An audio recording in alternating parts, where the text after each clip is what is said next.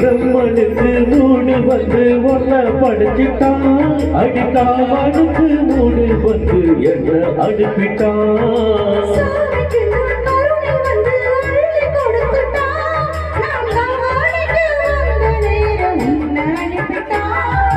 வாழ்ந்தாக வேண்டுமே வளைநாடு கண்மணி, வண்டாடு பூவுக்கு கொலிக்காது அம்மணி.